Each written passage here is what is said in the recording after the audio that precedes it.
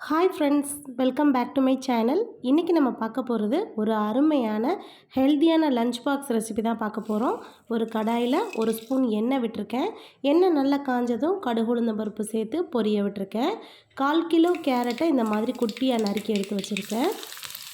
அது கடுகு உளுந்தம் பருப்பு பொரிஞ்சதுக்கப்புறமா கேரட்டை இதில் சேர்த்து நல்லா ஒரு நிமிஷத்துக்கு வதக்கிக்கலாம்.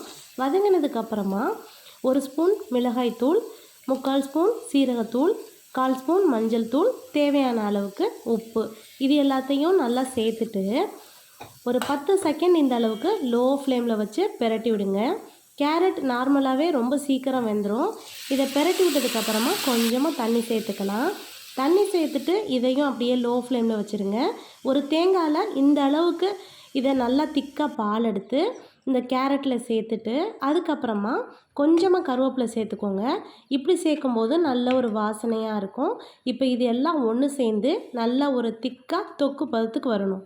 இதோட அளவுகள் டிஸ்கிரிப்ஷன் பாக்ஸில் கொடுத்துருக்கேன். இன்னொரு பக்கம் பார்த்தீங்கன்னா சாதம் நல்லா வெந்துட்டுருக்குது.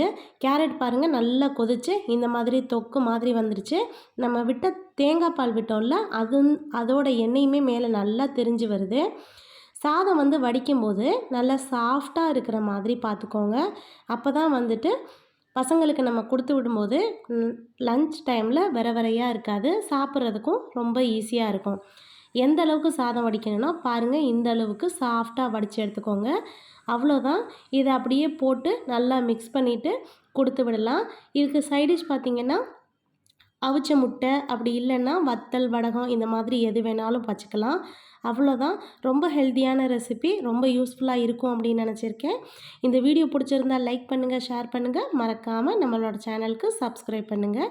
இந்த வீடியோ பற்றின கமெண்ட்ஸை கமெண்ட் பாக்ஸில் போஸ்ட் பண்ணுங்கள். பாய்.